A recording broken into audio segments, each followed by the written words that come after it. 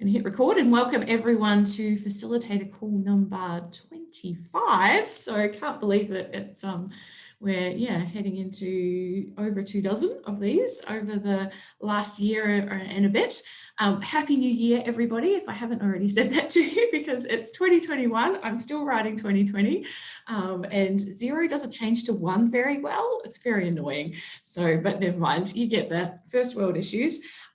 Today is really exciting because we've got Genevieve sharing with us, sharing some stuff that she's learnt with her action groups and tried out with her action groups. And it kind of continues on that value realization, value creation kind of discussion that we've been having over the last couple of facilitator calls. So I thought it was good timing and worked in really well. But I'm going to hand over to Brendan to just do a short update and intro before we go around and we just say hi and who we are, because there's only a few of us, so we won't worry about breaking into breakout rooms, I think, Brendan, so go for it. Sounds good, Denise. Hi, everyone. Yeah, Denise has asked me to be very quick, so I'll attempt that. Hey, look, I'll just sort of give a quick update in terms of where we're at with the program and where it's going to the back of March. So yeah, we've got two months remaining. The last activity date for you is to be the 31st of March in 2 months. The last date for any invoices related to any activities up until then is submission by the 15th of April. So not too long. So make sure you get your experts and your invoicing organised early to avoid any of those delays. So where we got to in the program, the numbers of groups to date, we've had 226 that have been approved throughout the program.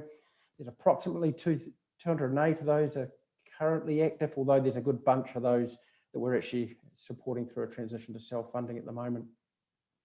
And in relation to that, we're undertaking an exercise currently just to get in touch with you all the facilitators, PCFs, just to gauge group future intentions so that we can get a good handle on that. So expect a call shortly, or just feel free to make contact with us yourselves. It'll be really, really awesome. Knowing what support we can provide your groups to help you through is really important to us. So get in contact and we'll be able to provide you the best support we possibly can. Most of you are probably aware, but we no longer have Dustin and Ben in the customer support team. They've gone on to good things themselves. However, we've got Courtney with us, who's on the call here, on board through to the end of the program, and be able to help with all our support needs, along with Denise and myself, be playing a hand there. So look, we're really in the final stages of the program, transitioning to that end stage, where it'll then be in the hands of Beef and Lamb to drive and support this small action group approach.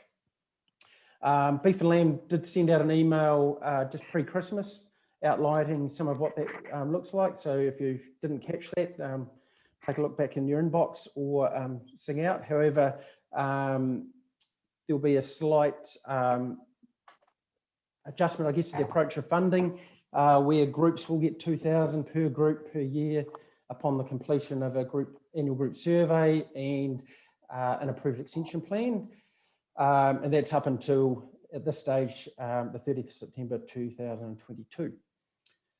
They are going to be creating opportunities for group learning, sharing opportunities, and there'll be more come through and what that looks like in time. They'll be really keen to support lead farmer with connection and support and being an interface into the groups, and they'll also be keen to hold facilitator support meetings along similar lines to the action hubs that we've done under Action Network in the past. I guess the key thing is that Beef and Lamb are fully endorsing and supporting the involvement of farmers in the well-facilitated action groups, and see this as underpinning and supporting the farmers achieve change on farm and within their business. So that's really pleasing. So we look forward to seeing that transition take shape. Back to you, Denise. Cool, thanks, Brendan. Excellent. So Courtney, can I just get you to say hi and just tell us a random fact about yourself, maybe something you want to share, so that everyone gets a chance to hear you and see you. Yeah, I wish I'd prepared a fact. But hey, I'm Courtney. You'll probably have either talked to me on the phone or you will shortly talk to me on the phone. But yeah, no, feel free to just reach out and contact me whenever. Cool. Cool. Yes, Courtney is a pot plant, indoor plant person. I don't know, that's my random fact that I want to randomly share. We've had some good chats about keeping indoor plants alive. So, you know, if anyone's into that. I don't know how good I am at keeping them alive. Well, you prevent your flatmate from killing them, so that works in my head. So all good. All righty. Well, we're just going to do a quick whip round then and say hi. So if you could just, I'll go around and call on you just so that we can see who's on the call. And if you just wanted to, if you're making any connections with the value creation framework, if you just want to share briefly one thing that's you've been thinking about in relation to that. So Camille, can I get you to say hi, seeing you've unmuted? Yep. Hi, everyone. Yeah, sorry, Denise, it's my first live call, so I haven't really been partaking much of it. I don't really have a comment about that framework at this stage, but I might by the end of it. No, that's all cool. That's why you're here, Camille. So that's all good. You've got a couple of action groups up in the North Island. Yeah, so I've got 3 action groups in Hawke's Bay. Hawke's Bay. Lovely. Sorry, I always get people a little bit confused, but thank you, Camille. That's awesome. So we'll move on to Michelle. Sorry, just figuring out how to unmute. I'm Michelle, obviously, and I've missed a lot of these phone calls because my day job didn't align with the facilitator calls, but new year, new start, and here I am. So I've got a few action groups in the Otago and South Canterbury area. So we're just looking at kicking those meetings off again now, and thought I'd start with this call. I've looked at the framework. I probably need a little bit more of an explanation before I can comment on how I'd use it. So that's why I'm here. Looks great. No, that's cool. Thanks, Michelle. It's great to have you. I know it's hard juggling day jobs, so all good. Yeah. It's great to have you. Tilly, can I get you to introduce yourself? Hello, I am Tilly and I'm based down in Central Otago and have recently started an action group in Glenorchy at the head of Lake Wakatipu. So we're very new to the process, both myself and the group, and we've tried to cram in as much as possible, really make the most of the funding in the last couple of months. So it's been quite busy. It's really cool. And I think that value creation then becomes very important if you want to kind of continue beyond. Yeah. So yeah, I really enjoyed the last meeting and sort of soaked up a lot of information from that. So I'm excited to see what comes out of today. Awesome. Thanks, Tilly. Brilliant. Matt, I'll move on to you. Hello, everyone. Can you hear me okay? Yep, we're all good. Yeah, good. So based in Central Otago and have got 5 RMPP groups between Central Otago and Northern and Eastern Southland.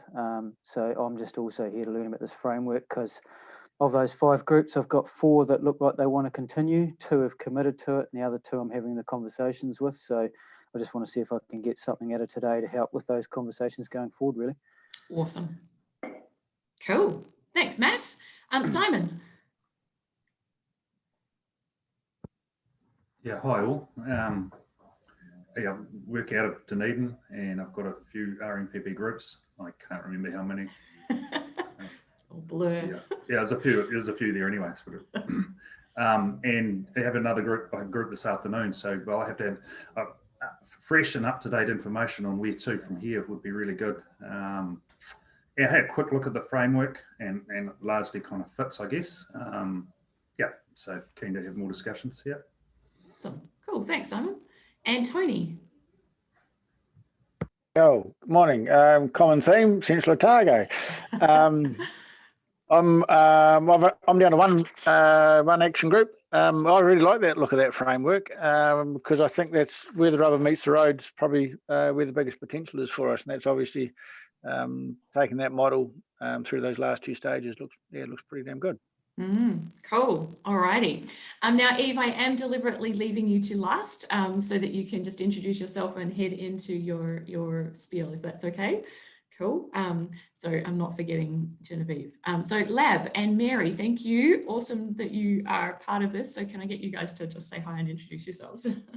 Okay, yes. Hi, everybody. I think I have met everybody except Courtney. I haven't met you in person yet, but I've been running the lead facilitator course over the last 3 years, and now currently engaged, talking to Beef and Lamb and Denise and Brendan about how we might support facilitators going forward.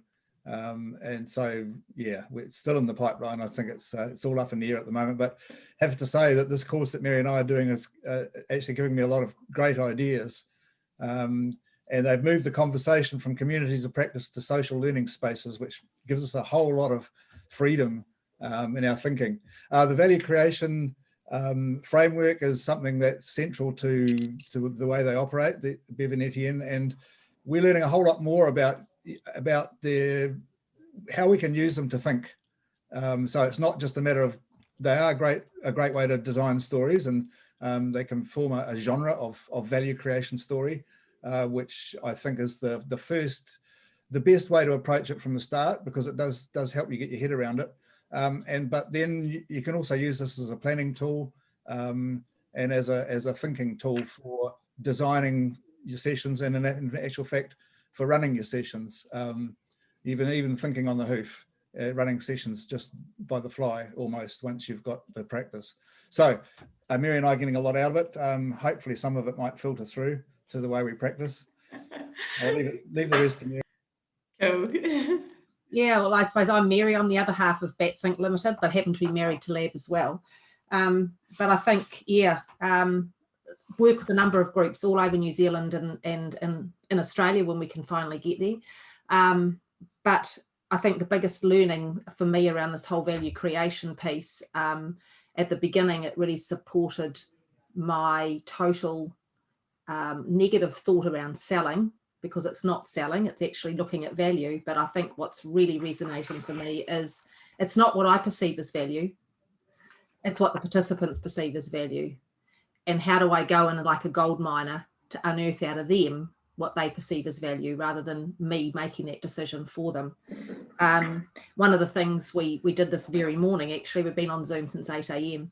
and we live in Auckland, by the way, so we're in the opposite end of the island, of the islands, was the whole notion of using the value creation framework as a retrospective questioning tool. So if you've got really clear with what your desired outcome might be, how do you step back through that? And we can talk a little bit more about that later, but if there's time. But yeah, awesome. So there's so many aspects of it. It's exciting. It is. That's really cool. Thanks, Lav. Thanks, Mary. It's really, really good. And we are privileged to have Genevieve Steven from KPMG, who's also an action group facilitator, with us on the call. I'm going to get Brendan just to introduce it briefly, but before I hand over to Brendan to then hand over to Genevieve, which sounds very convoluted, but trust us, we did work this out. If you have any questions or any thoughts along the way, Camille, apologies, this won't apply for you, but please just grab your chat box and type anything in, questions, comments, thoughts, as we go along, and we'll be monitoring that, and we can work through that as Genevieve comes to a close. So please make sure that you use the chat box and capture any thoughts or questions as we go. So Brendan, over to you, and then to pass on to Genevieve. Will do. Thanks, Denise, again. Hey, that's really awesome, Lab and Mary, just to have that wee intro there, and it certainly, gets the blood flowing, thinking around this stuff for sure. Look, I just wanted a couple of notes just before leading into Genevieve, but I guess following on from our evaluation and our final report that we released September-ish last year, we've had some really good feedback and recognition around the action group approach, and we're seeing it being applied across other programs now, which from our perspective is really positive. People have been able to experience and have witnessed good things happening with it, so that's really great. Look, from my perspective, from our perspective, I guess, supportive and engaging group environments are leading to strong engagement and successful group and individual outcomes, and that's come through in our individual, in our evaluation, and also in individual group feedback cases. And I think we've highlighted pretty strongly is a lot of this is attributed to the effective facilitation that is meeting the needs of the group. Interesting that your point there, Mary, around that. you know, and this has often been supported by incorporating the action network structure that we've put in place. You know, the whole concept of reflecting on activity sessions, setting actions, revisiting and reflecting on those actions. And that leads toward driving support and accountability within that group environment. So I think the key is being able to link the progress to group involvement for farmers, for them to be able to identify that value linked to that group involvement. And I believe the value creation framework that we've got in front of us today is a great way to support that value identification conversation in a group setting.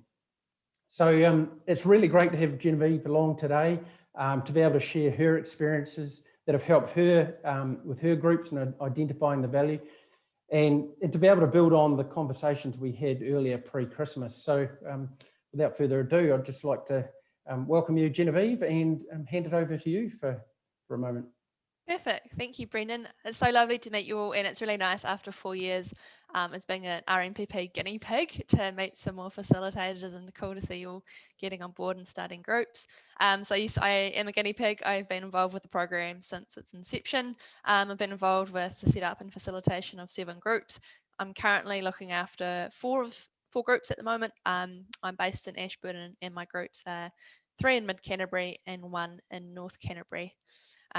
So really interesting seeing the value creation framework because I've kind of gone about it in a backwards way. I started thinking about all this a year ago, thinking about, well, how do I have a conversation with my groups to get them to talk about the value they're getting from the program? And how do we start having a conversation about, do we keep going and how much do we pay and all that stuff? And so yeah, I've kind of gone about it a backwards way and been quite creative. And so what I'd like to do with my next 10 minutes is just to share with you, I guess, my thinking of how I've kind of had this thought and what I've ended up doing with my groups. So I created a wee exercise, a worksheet essentially, to get all my farmers to calculate the return on investment for their time. And so it's been really, really successful, and it's been a really useful tool to help have conversations around the value they're getting from the group, the value I can bring to the group, and justifying the cost of the facilitator. But it's actually also been a really nice way to kind of wrap up our last couple of years together. And as we all know, being a facilitator is usually a fairly thankless task. And some groups are really hard to read, and they sort of grunt at you as they walk out the door, thanks, Steve. And so it's been really nice to really see them talking about the value they're getting.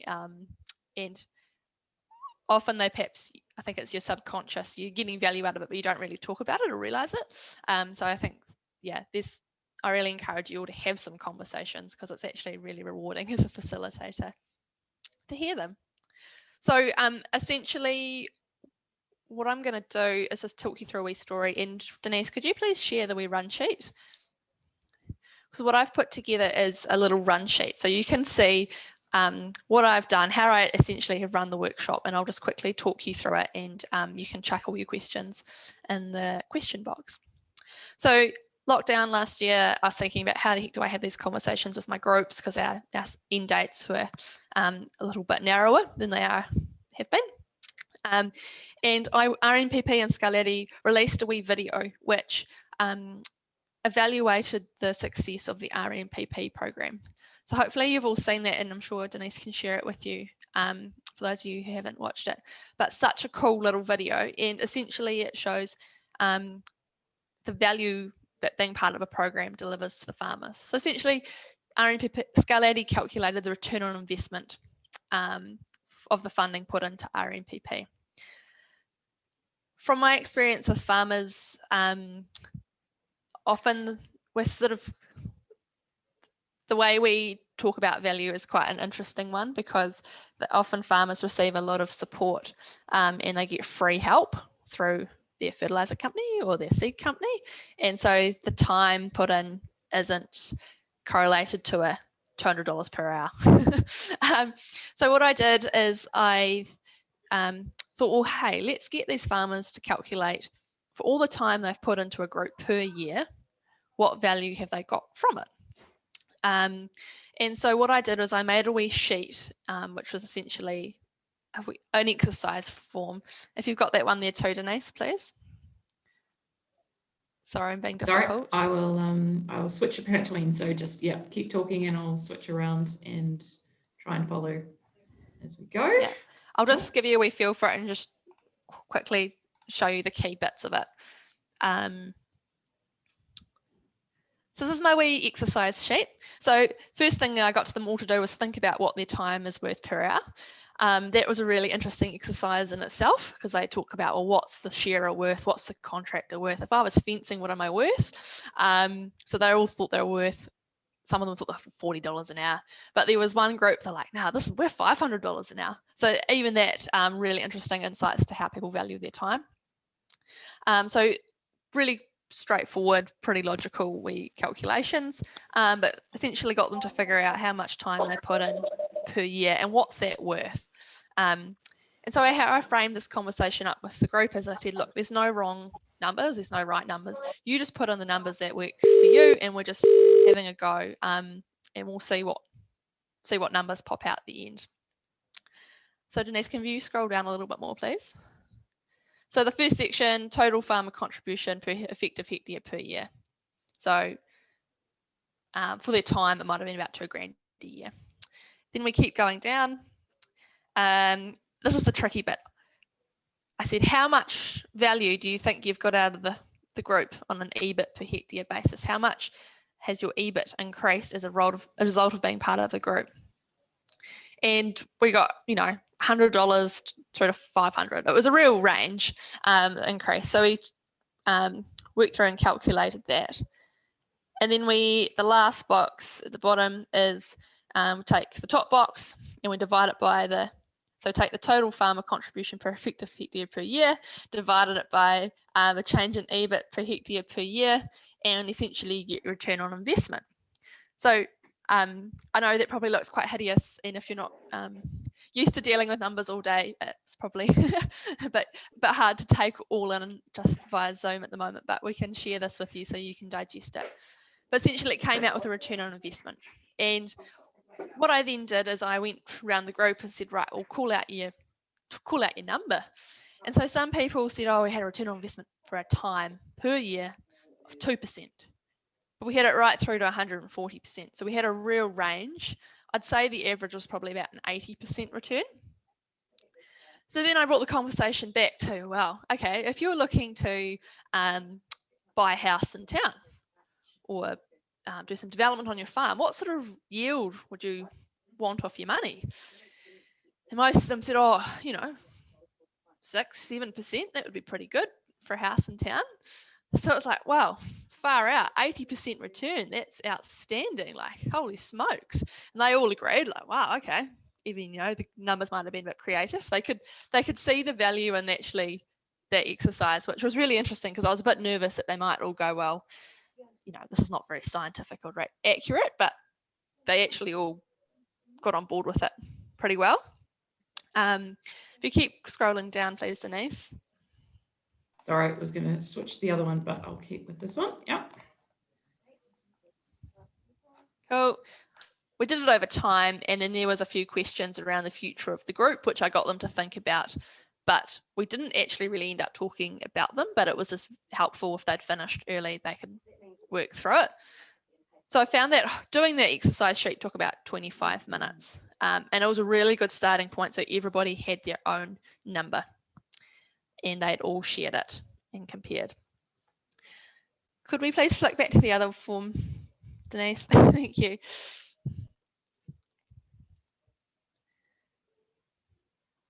Cool, so we've done the first part of the run sheet. We've done the 25 minutes working through the worksheet. Once we've completed the worksheet and I got everyone to call out their return on investment, and we talked about the scale, we had a bit of a conversation around that compared to other investment opportunities. So once we did that, I then played them the RMPP video. So this was the same video I watched back and thought, oh geez, this is good. So I played them the video. In some groups I played it to them twice, just so that there's a lot to soak in. And then afterwards I put a question to the group, essentially, what stood out to you? And this was really interesting because that was when some of the points came out around value.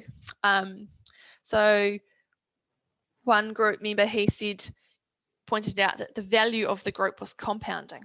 You get more out of the group the more time you're in it. And so we need to be in the group for at least 2 years to really get value. So that was an interesting comment. There were several comments about the value of small group learning and how and why it's effective. And so I just took a note of all this stuff. What's the tangible and intangible benefits of being part of a group, and just wrote it down so it was all there, so visually for the group. And I guess from there, I said, well, hey, let's do a theoretical budget. So we figured out that this action group business is actually quite a good investment. We're getting good return. We're getting lots of value out of it. And, you know, lots of people's mentioned it's good to connect with people. They're enjoying the learning. They're enjoying the accountability. It's really good for their mental health. So there's lots of great stuff came out. So we did a quick budget on the board. So we said quickly, okay, how many meetings we're going to have a year? For example, we have 6 meetings. Are we going to need a facilitator to run this? They all pretty quickly said, yes, we're not organising this ourselves. So I said, cool, what's your facilitator going to cost? So we just plugged in a few numbers and said, right, how many meetings will we have an expert at? And we said, right, what are they going to cost? And just sort of chuck some numbers up there. Are we bringing your own lunch or are we getting catering? So they just talk about these things really quickly. And so then we figured out, well, what would it cost per year to run a group? And then had the conversation around, well, how many businesses are we going to have part of it? So that was a really good question to ask too, because then they talked about, well, actually, what's the difference between an action group and a discussion group? And often some of them are involved in both. And quickly came back to, well, actually, why is it valuable to have a small group and to have 7 to 9 businesses? So we take the annual budget, divide it by 9 businesses. And for most groups, it came out around about $2,000 a business per year to be involved. So all of a sudden, if we said, right, well, it's going to cost you $2,000 a year to be part of it, and potentially you're going to get huge value out of it. So the other thing, sorry, I did was actually, I forgot about this. I got them all to take their return on investment, the EBIT per hectare. So the increase in EBIT per hectare. Oh, no, sorry. So in the RNPP video, it said there was an increase in EBIT per hectare, and it gave a number. And I got them to times that number out by their hectares and share that. So some of them are looking at returns of $30,000 a year across their farm. So all of a sudden saying, well, if you're going to get potentially $30,000 of value per year out of this group, is $2,000 to participate an easy investment to make? And so it was really, it really helped to, I guess, give some context to having that investment conversation. So yeah, all up, it was actually really fun, and it worked really well. I've done it with all 4 groups, and yeah, I allowed an hour to do this, and essentially it got to the point where they'd had a really robust conversation about the value of the group. Do we want to keep going? And then figuring out the next steps. And so what they're all doing at the moment is they're completing a survey for me to identify the key topics they want to focus on going forward. So at our next meetings, we'll start framing up a conversation around what does that extension plan look like, and then really getting into a more detailed extension plan and budget to then get commitment and sign up.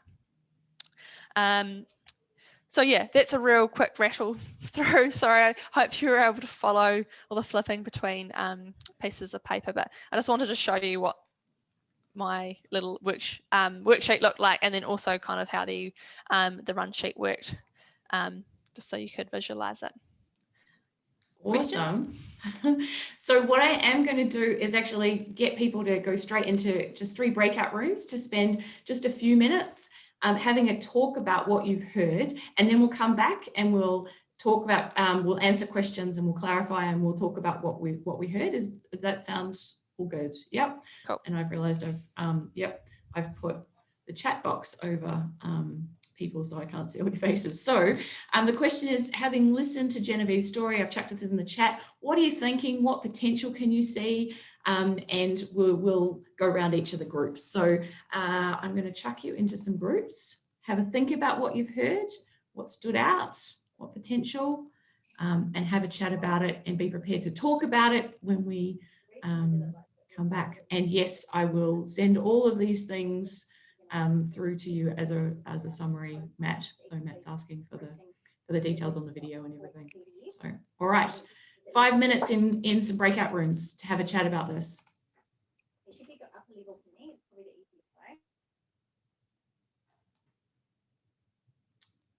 Oh, and Olivia, I'm going to chuck you into this one. Sorry, Liv.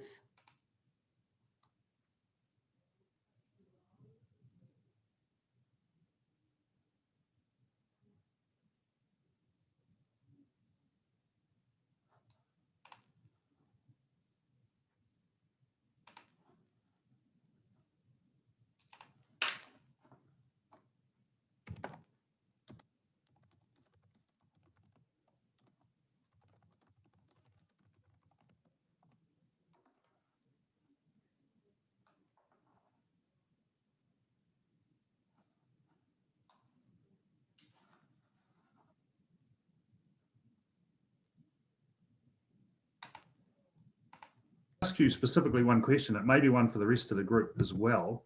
It's around having all of the participants put their number down individually. So making them do the process, right? Because I could run this session, but if I ran it as like a whiteboard session, I wouldn't get everybody's feedback. Yeah. How important is it, do you think, for that conversation to be had with every individual? So it's a workshop process that every individual completes for themselves versus a little bit of a group thing. Yeah, super important, and thank you. That's a great question, because I failed to probably really clarify that that I got every person to fill in this worksheet. So they all sat down with your pen and they filled it in. And I did it. So if there was a husband and wife there from a business, they each filled it in. And I got them to do that, because it'd be like, oh, you stingy bugger, you only think you're worth this, and oh, you only got this return. And it was really fun, and really drove some good conversations about value. Like, often the wives are saying, oh, but it's really good to catch up with the neighbour, see people and talk more about that mental health aspect of it. So I think that's great. So make sure we share that with the rest of the group when they come back. Yeah, no, thank you. I would tend to shortcut that process a bit, and to the detriment of the outcome, I think. So I'm going to go away and make up a quick little form for this afternoon, so I can ensure that everybody has to do that. Yeah, no, that's cool. I think absolutely don't be miserable one time. You've got to prioritize it, and definitely allow an hour, and so to do it. And I think definitely show them the video, because I think in the video it says it's Scarlatti estimated it was a $1,700 increase in EBIT per effective hectare. So I got them to calculate the $1,700 times their effective hectares on their farms, then tell the group their numbers. So often, some of my guys have quite large farms. It was, big numbers, 30 grand a year, big numbers. I said, well, would you spend $5 grand on a consultant? No. Yeah, it's real funny. I've heard those conversations before. Yeah. Oh, it's delightful. It's really good. Okay. Oh no, that's excellent. But I can flick through the form if you want to. Don't tell KPMG, but you can bastardize it or take it or do what you want to with it. Much appreciated. Because I've just I didn't really know how it was going to go, and it's it'll be on the recording anyway. Also true. I'm going to exit and then I'm going to close the room, so you've got about 60 seconds. Cool. Thanks, Denise. Thanks, Denise. Yeah.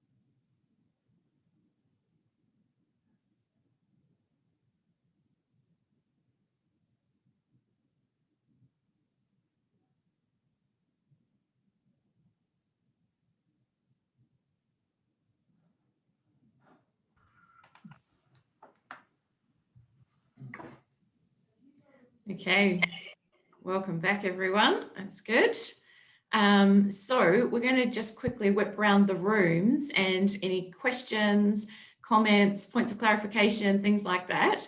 And I'm going to try and capture those as we go as well, so that you have a bit of a list and some responses. So I am going to start with Lab, Simon, Genevieve, your room, because there was a couple of really good questions. So Simon or Eve, did you want to start there? Or just ask Genevieve how important it was to make all the participants individually answer the value they got out of the group. And Genevieve, maybe you'd want to comment on that. Yeah, no, great question. And I probably wasn't very clear in my explanation. So I printed one of these forms for everybody.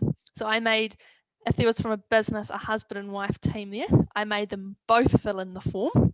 And that was really interesting because there's some great conversations around, oh, you miserable bugger, you only think you're worth this, or, oh, you only got this much value out of it. And it was actually really, there's some good insights that came from it, as well as some good laughs. But I think if we'd done it as a collective on a whiteboard and everybody put the numbers in, I think the value would be lost from the exercise, because I think it's really important that people have their own number and they are accountable to that number, and can actually go away and have a think about that.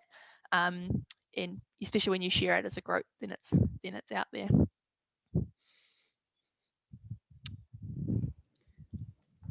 Cool. Lab, I'm going to throw to you. Was there anything else from that room? And then I'll get you to keep on going around to each of the rooms. I just the potential value of this is kind of got quite obvious in our meeting. I just kind of listened, but Simon's, can I say this, Simon? He's going to do one this afternoon. So there'll be some applied value there as well by this evening. And hopefully he'll realise that yeah, an extra group will perhaps will decide to continue on. So it's fantastic. I love it, and I'll leave the rest for later. But I'll just add one more comment. If you're looking to have some value conversations, don't be stingy in your timesheet about how much time you allow. I left an hour for this and definitely needed it to go to the depth we wanted to, and to be able to have some really fun conversations with the group. I think the wee exercise is actually a really good one to reflect on the value of the group and what people have got out of it, but then also to refocus and say and look forward. And the group, there's some good comments that came out of the groups around, well, what makes this group successful and what do we need to do more and get better at. And so some of that was, we need to revisit our group rules, we need to refocus those, we need to have some stronger accountability for people who are kind of waning and not turning up. So yeah, it was really, really helpful for me and for the group, I think, to get on the same page. Awesome. Cool. Okay, another breakout room. So Courtney, Matt, Olivia, Tilly, anything from you guys? I took a few notes, which I've emailed to you, Denise. Yeah, no, I think overall the feeling was that this is really helpful, and seeing the run sheet. Tilly mentioned that your run sheet and seeing how you construct your days, you know, when you meet with them is really, really helpful. And that it's such a good way to jump off and get into this conversation. Matt, he might be able to maybe step in here and talk about your memorandum of understanding, which sounded really like a good, yeah. I only touched on it because I've obviously started the conversations with all my groups, and when we have a meeting, I've been doing meetings with them on reviewing all the activities I've done. So I put a PowerPoint presentation together, but at the end of that is when we discuss the future of the group.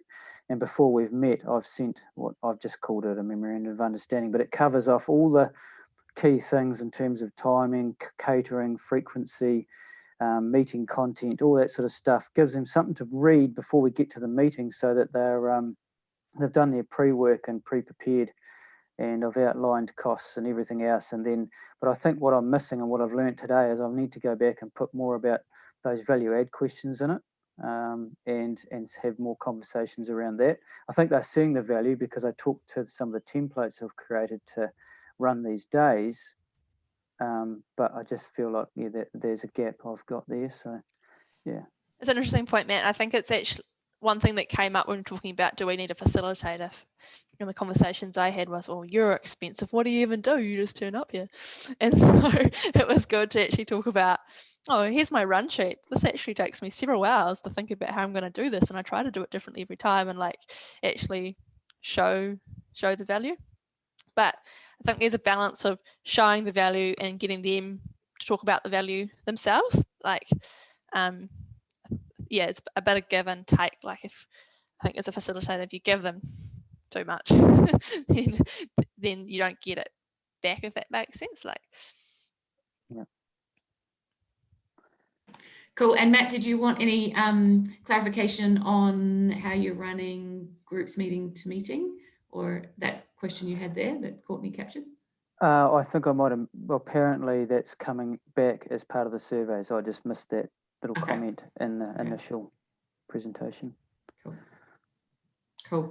I would be interested to hear from Eve what she's sort of, in her mind, what she is thinking on how she will run the meetings going forward with self-funding, what her fit, because I'm sure some of the members have given some feedback in terms of how they might like to see these meetings going forward and how you'll add the value there. would you like me to answer that now? I guess so. If you do, yeah, if you don't mind, just briefly, yeah. Yeah. So it's I'm probably going to find this out soon because I've got meetings coming up with them all pretty shortly, and we will develop a detailed extension plan then. And so then I guess we'll have a better idea of what we're planning to do.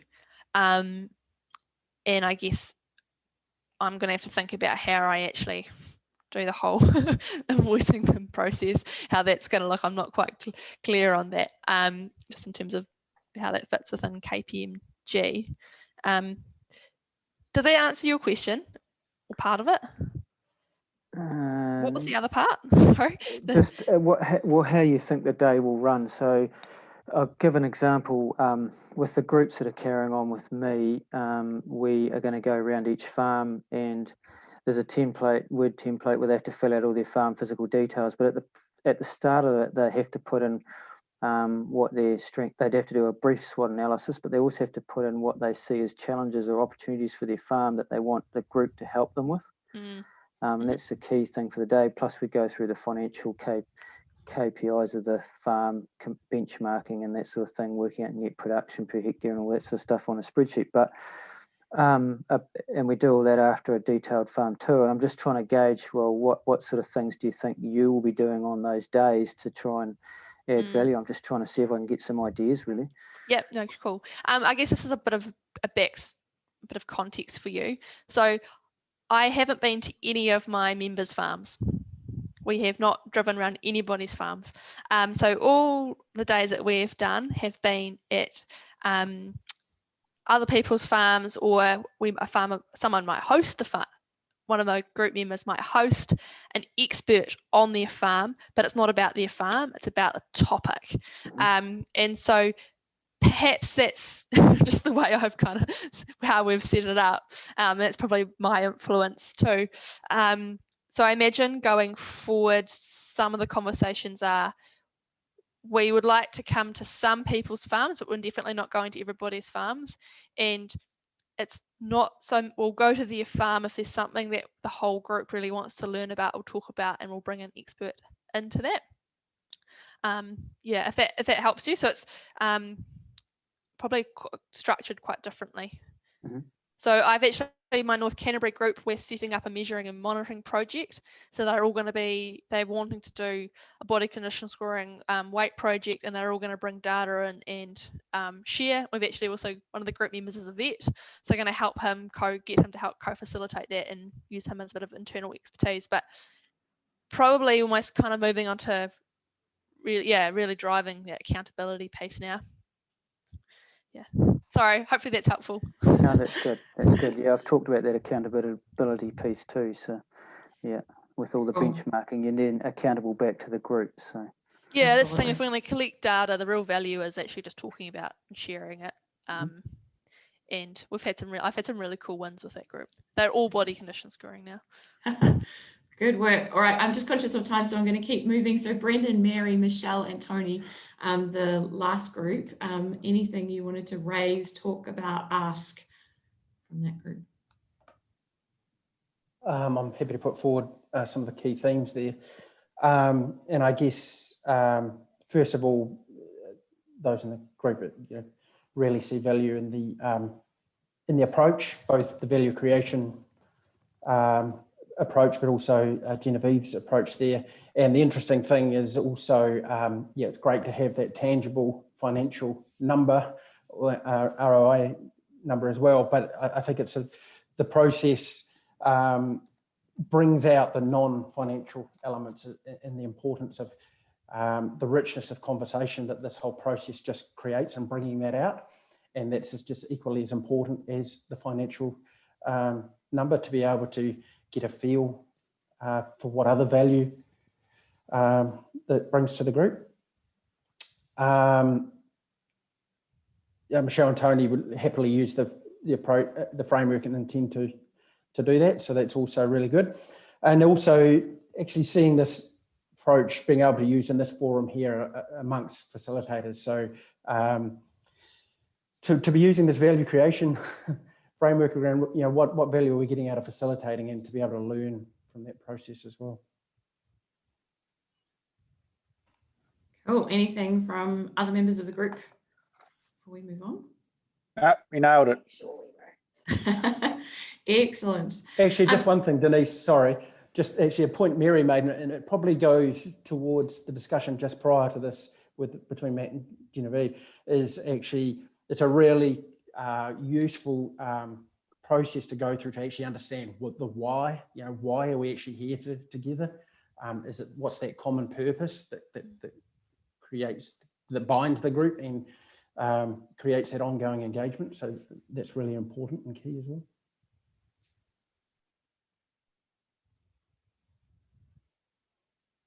Oh, cool. Sorry, trying to do too many things at the one time. Excellent.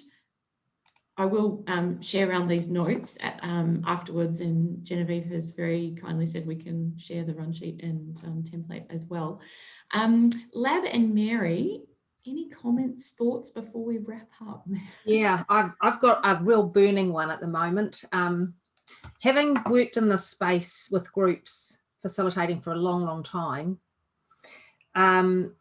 a quote came to mind that I read many years ago that I challenged actually my boss on because he had it on his wall. You show what you most value by what you spend time on. And I think the whole notion around value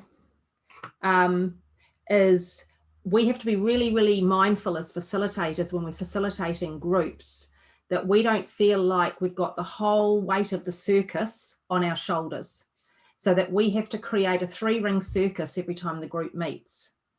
Because actually it's not about us, it's about the group. And so, so my question is it about facilitators finding out what the group values and then planning sessions to add value for them? Or is it about surfacing what the group values and then putting it in the power of the group to design what they will get most value out of? And as a facilitator, once they have put that down, as Genevieve so skillfully got out of them through this questioning process, now they've actually, if you like, written the song and the notes are on the music sheet. How do you then become the conductor of that song, but they're playing the instruments? And that in itself is the absolute core of facilitation. It's not about doing it to them. It's not about feeling the personal responsibility to have to turn up with a 3-ring circus, but help them compose the song, and then you support them to play in tune. That's my thoughts after this session. But yeah, what about you, Lab? Oh, thank you, Mary. I'm interested. I'm conscious of time, so I'm just going to have a couple of brief comments. One, thank you, Eve. Eve was one of the people who suffered the first pilot of the lead facilitator course. You wouldn't recognise it probably now, Eve. Well, you would, but she, her and others gave me the exact kind of feedback I needed to refine it, reduce it, what to leave in, what to put and take out, and all that kind of stuff. So thank you, and obviously been doing a great job ever since. So that's absolutely marvellous. I like the way you've done that, and the way that you introduced the idea of doing a return on investment conversation to lead to the other conversations about what is the value that you get out of the groups, because it's a nice way to lead into it. It's a nice way to engage attention, and then move on to the deeper discussions about value. Just one last comment. One of the big value of the value creation framework when you are working with groups is it helps you, the format really helps you to help the group document the value that they're getting. So you don't just sit down at the end of the year and say, oh, how did we do? You document the value all the way through, and that's taking that kind of framework helps you to think about it all the time. So I'll leave it there because I know we're out of time. Can I just add one very quick 30 seconds? You know, you take just the 4 piece and you think about, you've identified as a group, the realized value, that's your why. Someone else brought up the whole why thing. So if that's what you want to achieve, if we move back to identifying that, so what practices do we need to change? And then we say, so that's a question, and then we move, so we're moving backwards down the framework now. So and now we're moving back into applied. So what kind of things do we need to change to produce those practices? So then we step back down the framework again. So for us to create this, how do we need to work together, and so on? You know, you can step backwards down it, and I think in whether you realise that or not, Genevieve, through your process, you started off with the hard dollars. And that's the thing. There's a hell of a lot more change that happens than just the dollars. But it got you into a place of comfort and safety where people were vulnerable enough to lift into that other stuff. So well done, you. Thanks. That's really cool. Okay. I will send around the framework and notes and everything from this, but one last thing we just wanted to focus on before we leave, and we will finish at 11, and I'm just popping it in the chat box. We've been trying to model that value creation framework through this session. So as a result of what you've experienced today, what one thing will you do to help support farmers' reflection on the value they've got from being part of the action group? Now, I'm just taking the first question that we had on the run sheet, Lab and Mary, so hopefully that's all good. Yell out if you want me to change that. Yeah, so we're just going to do a whip around to close, but have a think about that. What's one thing that you can do to help support farmers reflect on the value they've got? We've touched on it.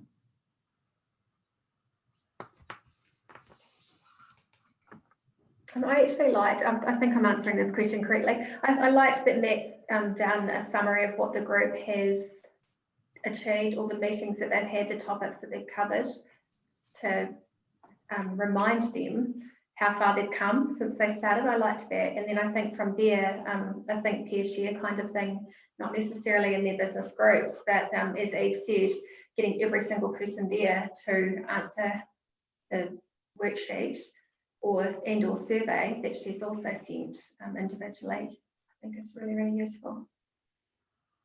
Because we have a lot of farmers that the tangible benefits will be seen by the husband potentially. This could be sexist, but also the other partner in the business has different benefits and sees the change in their husband or the confidence in their husband as well. Partner. Getting everybody to answer the question. Yeah. Cool. Awesome. That's great. Thank you, Michelle. Mary, you've put in keep asking questions as one thing. Mm-hmm. Yeah. I probably Excellent. should have added never keep asking questions and stop assuming. Yeah, It's probably the piece that needs to go with that. yeah, ask until you know. Yeah, it's a really, really good one. Yeah. Yeah. Nice, nice. Olivia, you've got identify their own value for time. Yes, I really like how Eve's done that and actually calculating what they would, if they were in that position of, getting paid, what they would actually be worth, because that really makes them probably stop questioning some of those. Yeah, there's a lot of questions in regards to, oh, that's really expensive, or oh, that person gets paid too much. And yeah, so they can really value that and see that. I think they will make those decisions a lot easier. Yeah, definitely. Cool. And Tony, you've chucked in, use the ROI and build budget around practices they wish to change. Yeah, I picked up about 3 threads that came out of the conversation. I think, yeah, great steps. Cool. Awesome. Tilly, anything you wanted to add or highlight? Yeah, I think at the start of a session, reflecting on the last session and what, things they may have found really beneficial, it's quite easy to forget or, not to think about that. So to have a little discussion at the start of a workshop about the last one, and it also opens up the opportunity for people to come back to that during that workshop or that discussion. Yes, and see the links, I guess, too. Absolutely. Yeah, because often you forget that you need to make those links as part of your learning. Cool. Eve, you've just chucked in holding group accountable to creating a plan. Yeah, I love what Mary was saying around as a facilitator, I've now provided the space for them to identify their value. And I guess when you start a group, you kind of have to you have to drive it a lot as a facilitator to get that momentum, to get them working well together. So I've done all the hard work now. So I really want to hold them accountable to owning their own culture and really owning how they want to operate, how they want to play together, what's their rules of the game, and what do they want to do this year, what do they want to achieve. Nice, double thumbs up from Mary there. It's really good. And Matt, you've checked in. I will use most of the run sheet along with some of the questions that Mary talked about because you liked Mary's quote. Well, I love Mary's quote too. Yeah, just for Mary's benefit, I have been real conscious, and I've said to all my groups that this is a complete reset and that I'm here to just deliver on what they want, and what we've done in the past isn't necessarily how we're going to do it going forward. It's trying to get it out of them, and that's why I send all that information ahead of time to get them thinking about what they want. Yeah, so I'm quite conscious of that. Nice. It's been very good. Thank you very much, Eve. Appreciate it. Cool. And Simon.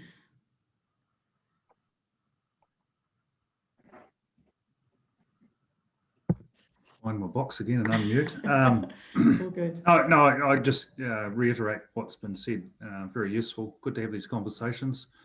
And I think we really like the last reflection on what our role is as facilitators. A lot of my groups are trying to use me because of the farming knowledge and the systems knowledge, but just making sure that they have an awareness of the value of the facilitation as well, and that a lot of it is them getting value from the other members of the group and holding themselves to account. It's not always me that does that. I just make sure that they do it for themselves as well, I think, and it should be part of the group culture, and it is a lot of the time when you dig it out of them, that's what they really want as well. That's why they're in the group. They want to be held to account. Definitely. That is awesome, people. It's 11:01, so I do need to draw the call officially to a close. I'll keep the room open for a little bit longer, so if you do want to just ask anything else or check in or anything like that, please feel free to stay on the line. But thank you so much for joining us today. It always goes so quickly. Thank you, Eve. It's been awesome hearing from you. And thank you, Lab and Mary, too, for just hopping up and adding in what you have as well as part of those value conversations. It's just been really cool. So yeah, thank you. I will send notes around shortly. And yeah, please keep talking to us. Please yell out if you do need any help. And Eve has chucked in the chat box her number. So if you do want to talk to her, please do so, because she's very happy to do that. Thank you so much, Eve. Pleasure. Give me a call. Thanks, team. And good luck Thanks, with your Eve. meeting this afternoon, Simon. Cool. Thank you. Thanks. Bye.